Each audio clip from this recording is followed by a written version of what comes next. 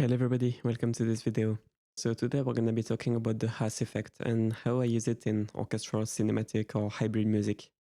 So the Haas effect, to just sum it up quickly, you can watch videos about what it is, but to sum it up quickly, it's just about delaying the left or the right channel. So you delay the right compared to the left or vice versa. So what this does is that it does two things. Number one is it widens the sound a lot, because of course you decorrelate the left and the right channels. So suddenly it creates like a phase thing. So the sound becomes much wider.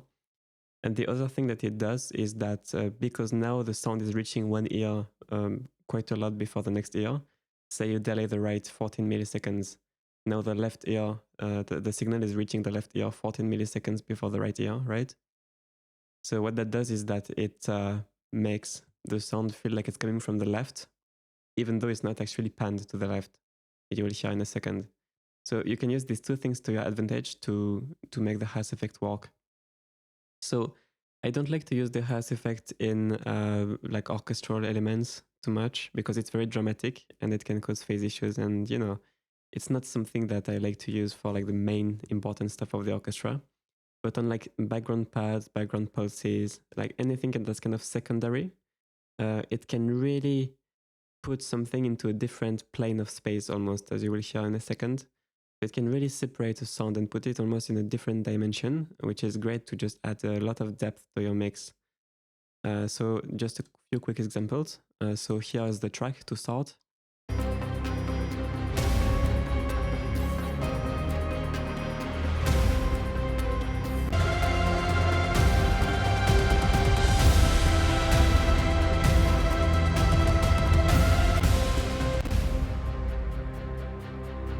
So for example, we can use it on a pad like that.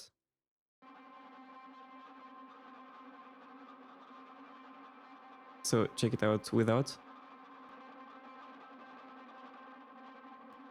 With. Now as you can see, it feels a bit more like it's coming from the left. It's because we're delaying the right, so of course it feels like it's coming from the left. So if your goal is not to pan the signal, but just widen it with the Haas effect, you can compensate by raising the right or lowering the left.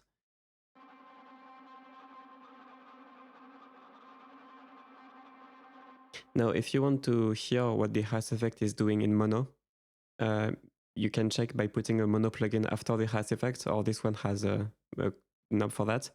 But basically, it's good to check in mono after your Haas effect because it can cause phase issues and dramatically change the sound.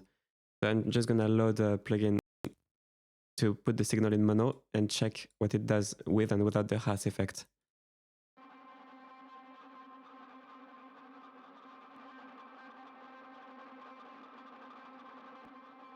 Losing a bit of volume. It's phasing a bit. So that's basically that means that if you play your track in mono, this sound will change a bit as a result of the Haas effect. It's not a mono-friendly effect. But if I remove the mono plugin, yeah, lots of benefits, and it can be really interesting because it makes the mix so much bigger in the background. Let's check another sound.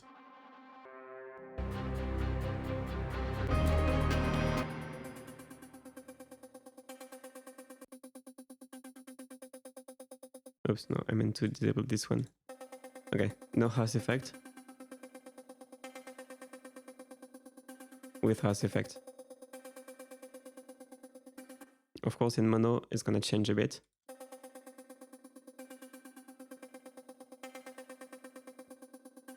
And as I change the delay, the behavior is going to change. Oops. Yeah, you can hear it's less plucky and it's more smeared now because the delay is getting longer. So yeah, of course, mono compatibility is important. But with that said, most people do listen in stereo. So I would say if there is a little bit of trade-offs to be made, it's fine. Just make sure the sound is not completely ruined and the track would still sound okay in mono.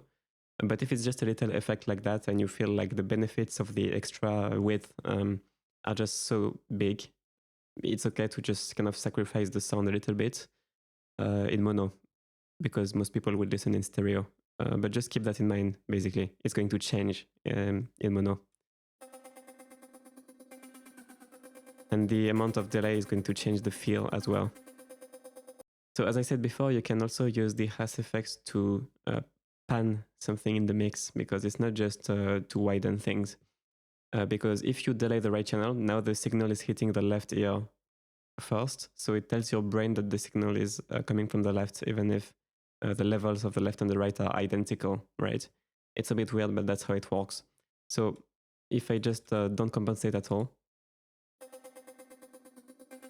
right now it feels like it's really coming from the left. But if I delay the opposite channel,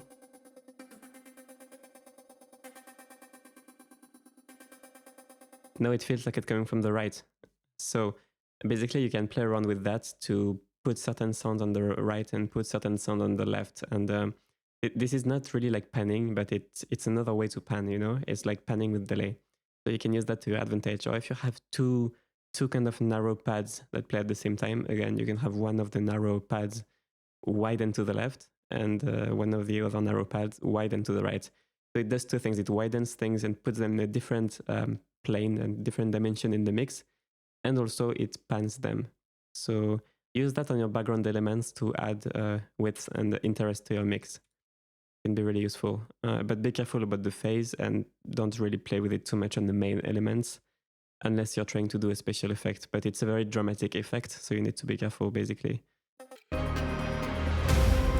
But if used properly, it can really add a lot of contrast. So I like to have some really wide effects like that and some really narrow sound effects, you know? Just having that contrast between narrow and wide, that's what creates a huge contrast in the mix.